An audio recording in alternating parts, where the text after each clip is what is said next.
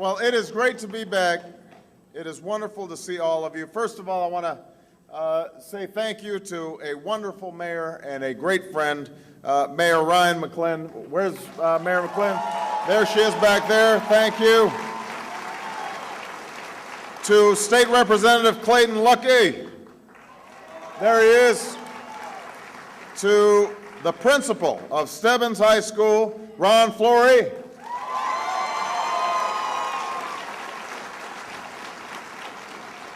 To Gregory Tucker, thank you so much for the wonderful introduction. And finally, I just want to give a big heartfelt congratulations to all the teachers in the room, and all the educators in the room, all the paraprofessionals in the room. I thank you for your great work. I think some of you know that my sister's a teacher, so I know what you guys have been going through, setting up and getting ready for the school year. And we appreciate what you do each and every day because there is no job that is more important.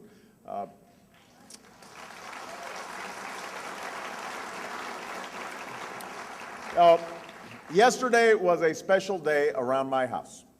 It was back to school day for my girls. We started a little bit late. Sasha started second grade, and Malia began fifth grade. And I know Malia was really embarrassed when I walked her to the classroom. She had her locker with a combination lock for the first time, and she had gone early to practice, and I hear her daddy's coming with her to class. But I went anyway because she is daddy's girl and will remain daddy's girl until she's about 30. So,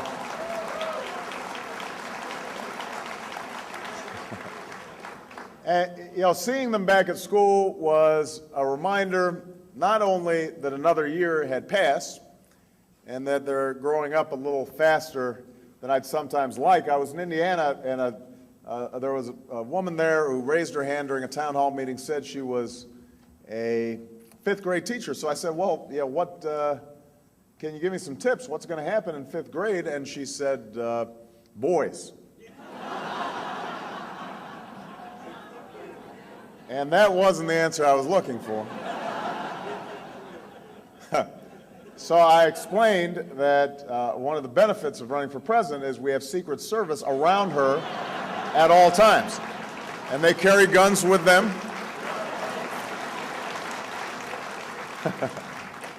So it was a reminder that they're growing up a little faster than I'd like. But it was also a reminder of all the other parents who are dropping their children off at school, and all the other kids who are getting ready for another year of classes. Every 4 years, we hear candidates talk about the vital importance of education, about how improving our schools is key to our future and the future of our country. Every 4 years, we hear about how this time we're going to make it an urgent national priority. Remember in the 2000 election, when George W. Bush promised to be, I quote, the education president. But just as with energy independence and health care, the urgency of upgrading public education for the 21st century has been talked to death in Washington. But not much has gotten done. And that failure to act has put our nation in jeopardy. I believe the day of reckoning is here. Our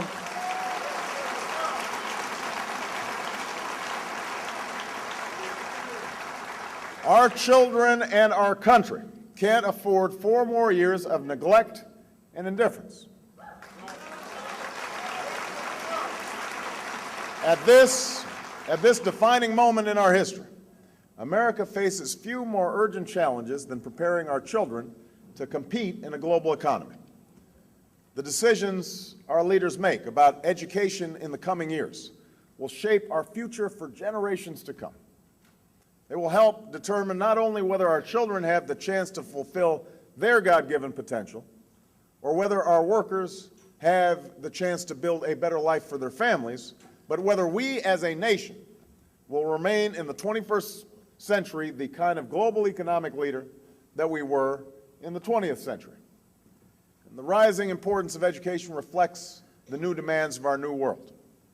In recent decades, revolutions in communications and information technology have broken down barriers that once kept countries and markets apart, creating a single global economy that's more integrated and interconnected than ever before. In this economy, companies can plant their jobs wherever there's an internet connection and someone willing to do the work, meaning the children here in Dayton are growing up competing with children not only in Detroit or Chicago or Los Angeles, but in Beijing and Delhi as well. What matters then isn't what you do or where you live, but what you know. When two-thirds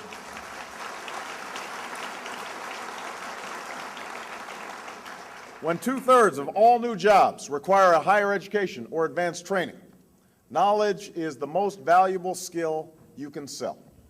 It's not only a pathway to opportunity, but it's a prerequisite for opportunity. Without a good preschool education, our children are less likely to keep up with their peers. Without a high school diploma, you're likely to make about 3 times less than a college graduate. And without a college degree or industry certification, it's harder and harder to find a job that can help you support your family and keep up with rising costs. It's not just that a world-class education is essential for workers to compete and win, it's that an educated workforce is essential for America to compete and win.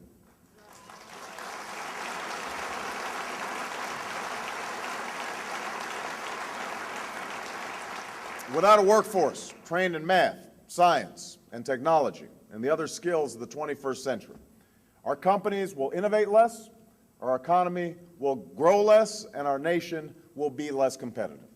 If we want to outcompete the world tomorrow, we must out-educate the world today.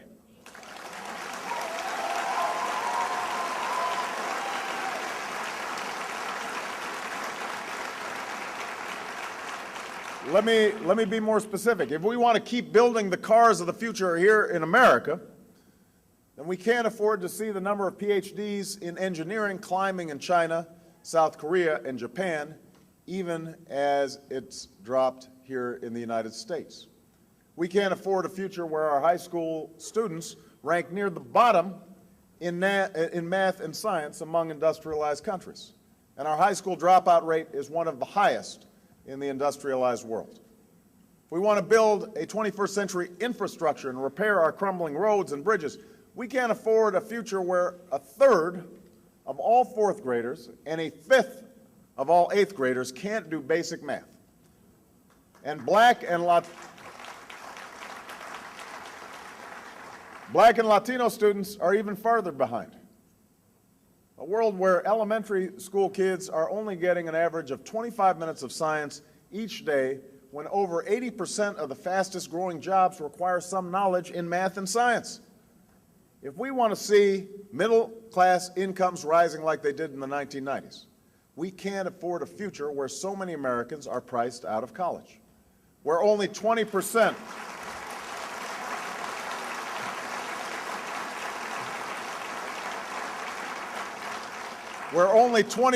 of our students are prepared to take college-level English, math, and science, where millions of jobs are going unfilled because Americans don't have the skills to work them, and where barely 1 in 10 low-income students will ever get their college degree. That kind of future is economically untenable for America. It is morally unacceptable for our children, and it is not who we are as a nation. And that's one of the reasons I'm running for President of the United States of America.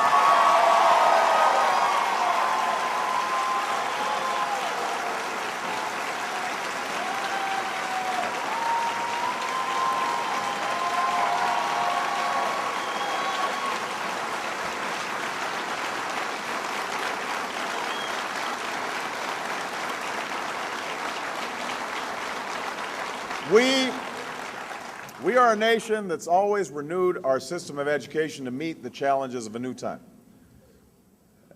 There was the last president from Illinois, Lincoln, created the land-grant colleges to ensure the success of the union he was fighting to save. Generations of leaders built mandatory public schools to prepare our children for the changing needs of our nation. And Eisenhower doubled federal investment in education after the Soviets beat us to space. That's the kind of leadership we must show today. But that's not the leadership we've been getting from Washington.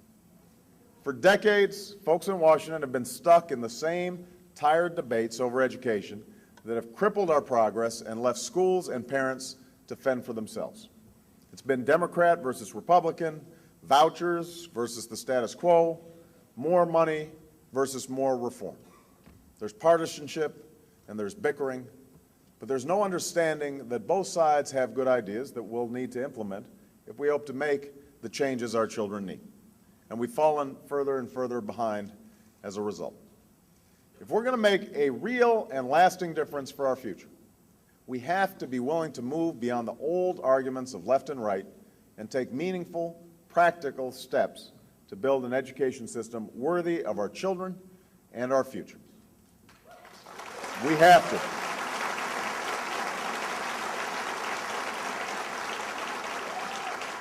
Now, in the past few weeks, my opponent, John McCain, has taken to talking about the need for change and reform in Washington, where he has been part of the scene for about 3 decades. And this is important to understand. In those 3 decades, he has not done one thing to truly improve the quality of public education in our country. Not one real proposal or a law or initiative. Nothing. Instead, he marched with the ideologues in his party in opposing efforts to hire more teachers and expand Head Start and make college more affordable. You don't reform our schools by opposing efforts to fully fund No Child Left Behind.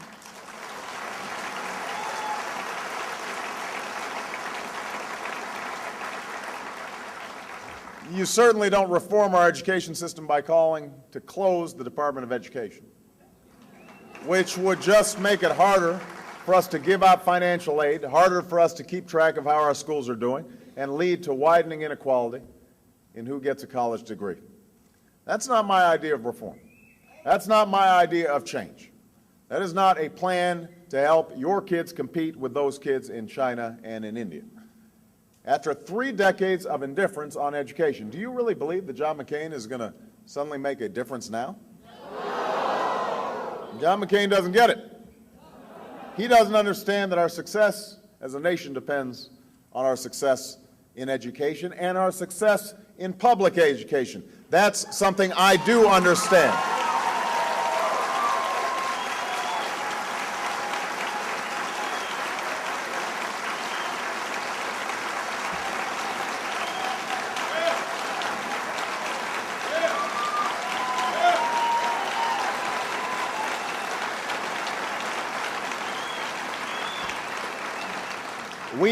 We need a full-throated commitment to public education, and that's why last November I proposed an education agenda that moves beyond party and ideology and focuses instead on what will make the most difference in a child's life. My plan calls for giving every child a world-class education from the day they're born until the day they graduate from college. It's a plan that starts with investing in early childhood education.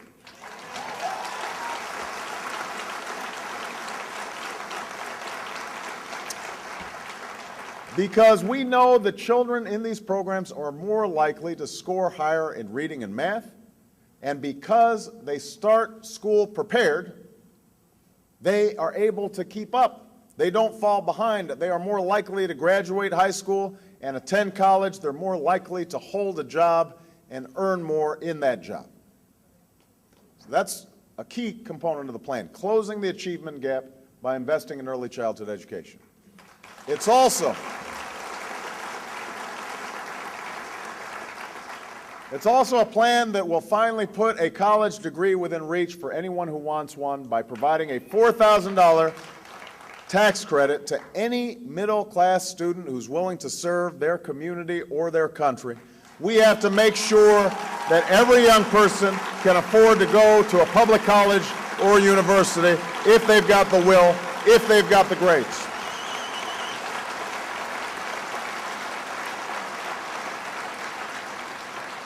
Now, part of the plan also calls for fixing the broken promises of No Child Left Behind.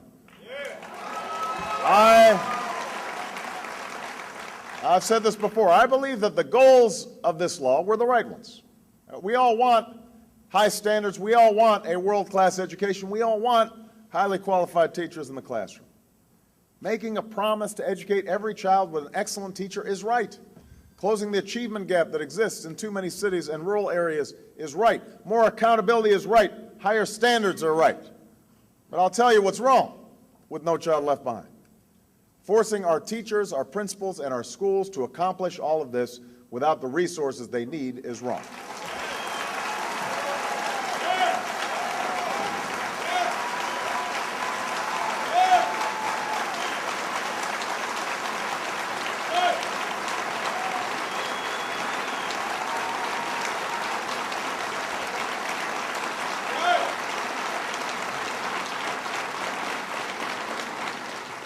Promising high-quality teachers in every classroom and then leaving the support and the pay for those teachers behind is wrong.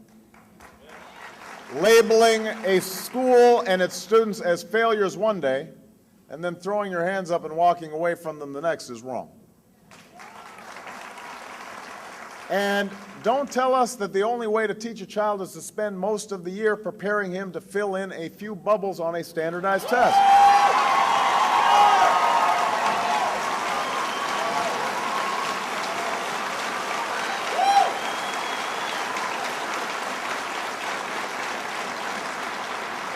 I don't want teachers teaching to the test. I don't want them uninspired, and I don't want our students uninspired.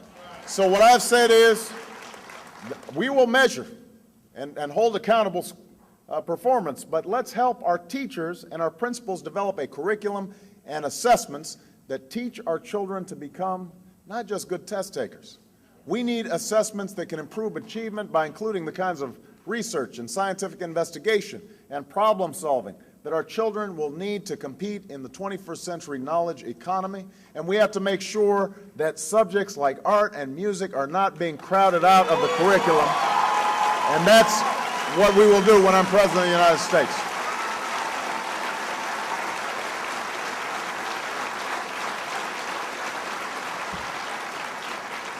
So, we must fix the failures of No Child Left Behind.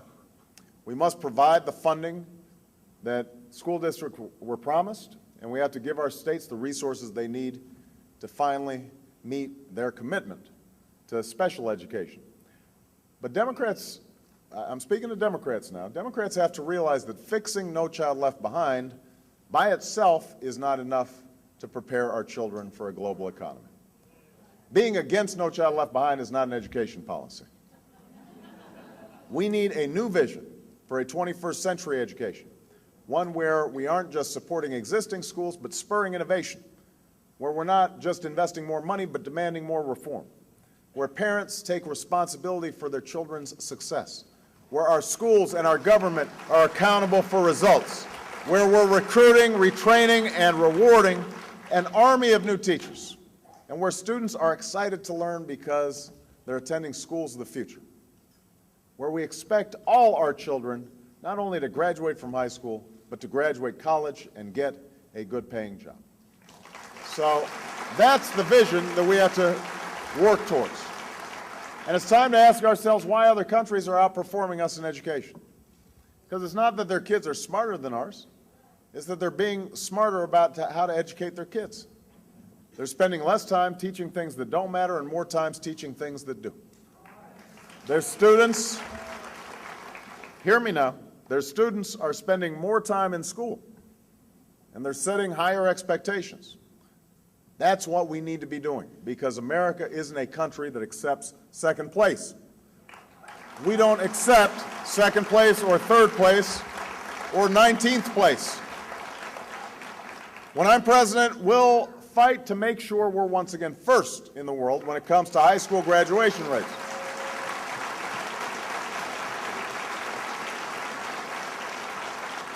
We're going to push our children to study harder and aim higher. I've worked with Republican Senator Jim DeMint on a bill that would challenge high school students to take college-level courses and make sure low-income neighborhoods and rural communities have access to those courses. And I'll make it the law of the land when I'm president. And we're also going to set a goal of increasing the number of high school students taking college-level or AP courses by 50% in the coming years, because I believe that when we challenge our kids to succeed, they will succeed.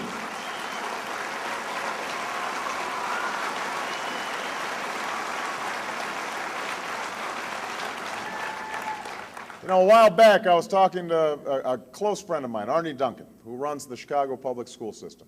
And he was explaining how he'd managed to increase the number of kids taking and passing AP courses in Chicago over the last few years.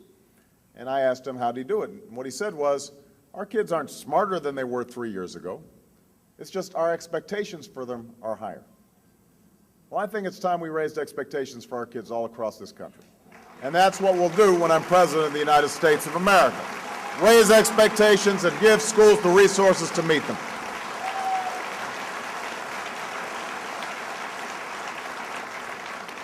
Second thing we need to do is to make sure that we're preparing our kids for the 21st century economy by bringing our school system into the 21st century.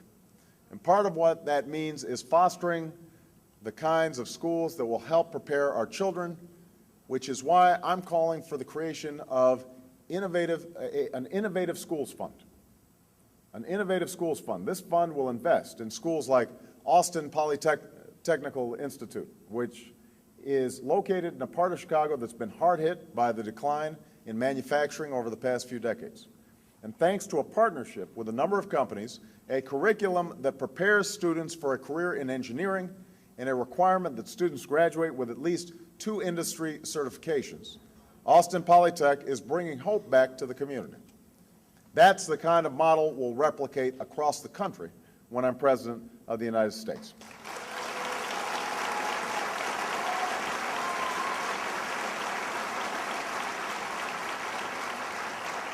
Now, giving our parents real choices about where to send their kids to school also means showing the same kind of leadership at the national level that I did in Illinois, when I passed a law to double the number of public charter schools in Chicago. Keep in mind that John McCain will say he's arguing for choice by allowing money and students to drain out of the public schools. I believe in public schools, but I also believe in fostering competition within the public schools. And that's why, as president, I'll double the funding for responsible charter schools. But I also know you've had a tough time with for-profit charter schools here in Ohio. And that's why I'll work with Governor Strickland to hold for-profit charter schools accountable. And I'll work with all our nation's governors to hold all our charter schools accountable. Charter schools that are successful will get the support they need to grow. Charters that aren't will get shut down.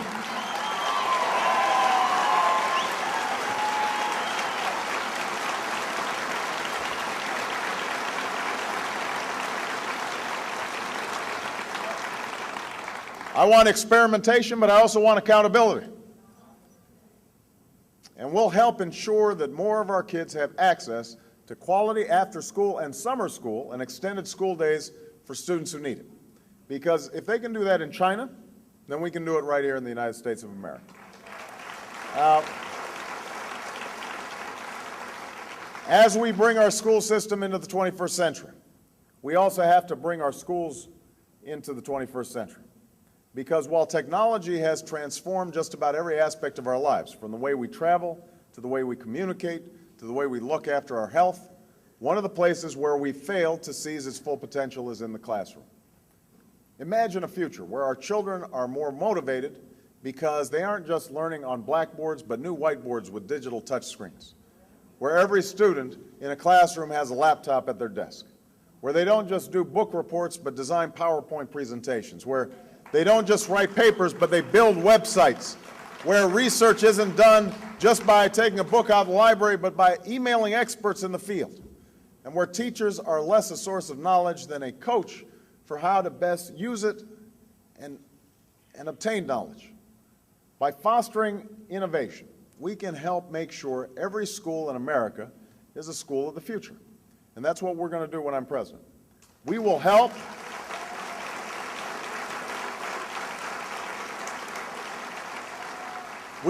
schools integrate technology into their curriculum so we can make sure public school students are fluent in the digital language of the 21st century economy.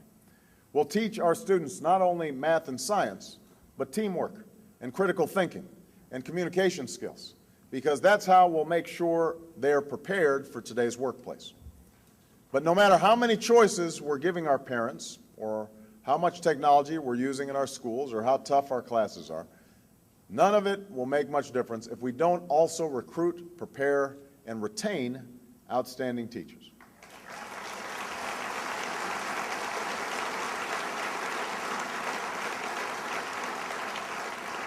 Because from the moment a child enters a school, the most important factor in their success is the person standing at the front of the classroom. And that's why I proposed last year a new service scholarship program that will recruit top talent into the profession and place these new teachers in overcrowded districts and struggling rural towns, or hard-to-staff subjects like special education in schools across the nation. To prepare these new teachers, I'll create more teacher residency programs that will build on a law I recently passed and train 30,000 high-quality teachers a year, especially in math and science.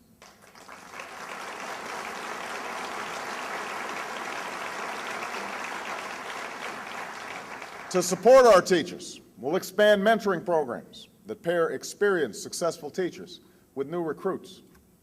And when our teachers succeed in making a real difference in our children's lives, we should reward them for it by finding new ways to increase teachers' pay across the board, and to find ways to increase teachers' pay that are developed with teachers, not imposed on them. We can do this. From Prince George's County in Maryland to Denver, Colorado, we're seeing teachers and school boards coming together to design performance pay plans. So yes, we must give every teacher the tools they need to be successful. We also need to give every child the assurance that they'll have the teacher they need to be successful.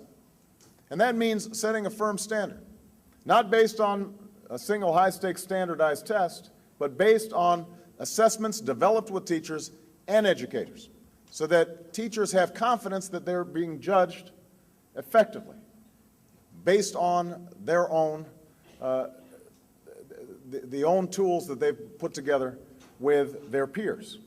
Now, one of the things that we're going to have to do, and this is something that I know sometimes is difficult, but teachers who are doing a poor job, they've got to get extra support. But if they don't improve, then they have to be replaced. Because as good teachers are the first to tell you,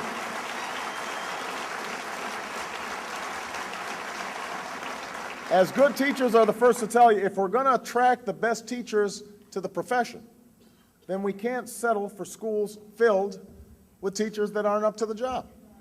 That is just something that we're going to we have to embrace. Now, I know this sounds like a lot, but we can do it all. We can increase the number of students taking college-level courses. We can expand innovation and school choice. We can invest in the schools of tomorrow. And we can put a quality teacher in every classroom. And you know what? We can do all of this for the cost of just a few days in Iraq.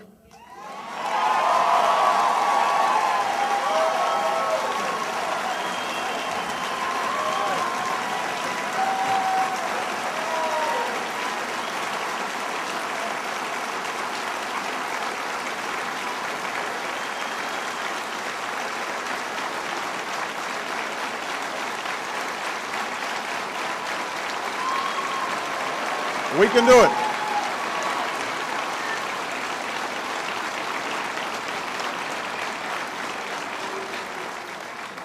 We'll pay for that cost by carefully winding down the war in Iraq, by ending no-bid contracts, by eliminating wasteful spending.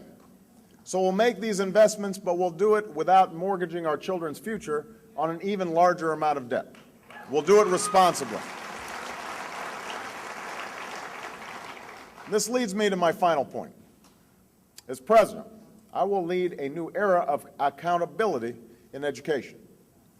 But see, I don't want to just hold our teachers accountable. I want to hold our government accountable. I want you to hold me accountable.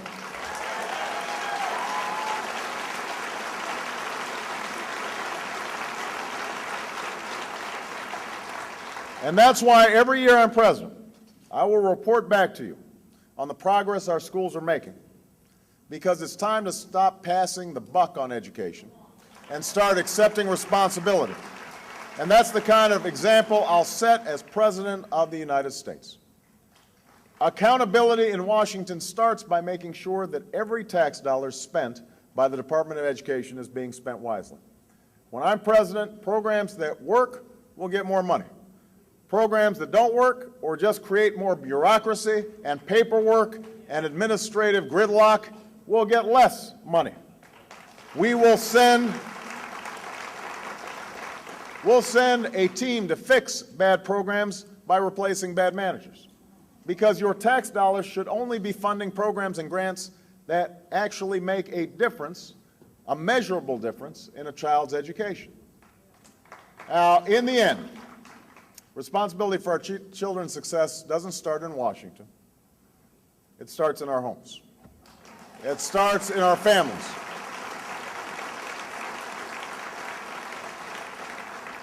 Because no education policy can replace a parent who's involved in their child's education from day one, who makes sure their children are in school on time, helps them with their homework after dinner, and attends those parent-teacher conferences. No government program can turn off the TV set or put away the video games or read to your children.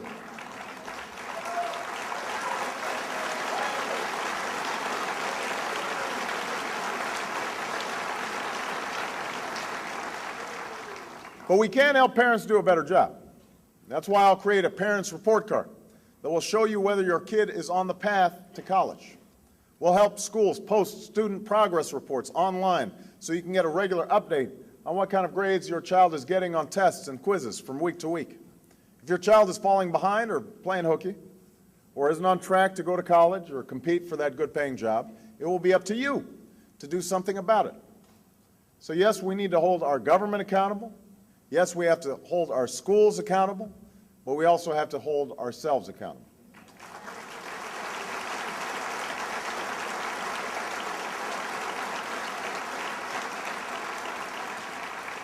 You know, when I dropped my daughters off at school yesterday, I couldn't help but think about all America had done over the years to give me and my family a good education.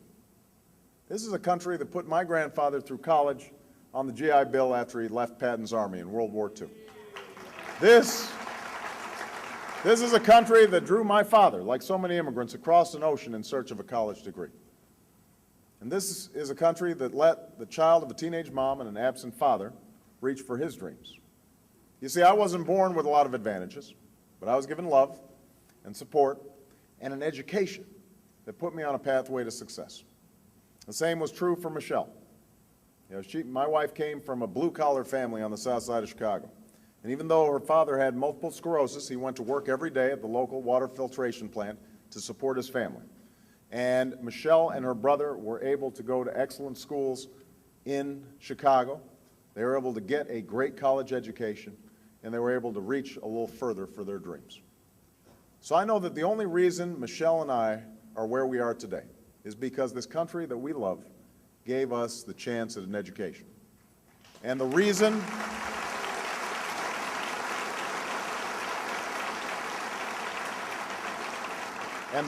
I'm running for president is to give every single American that same chance.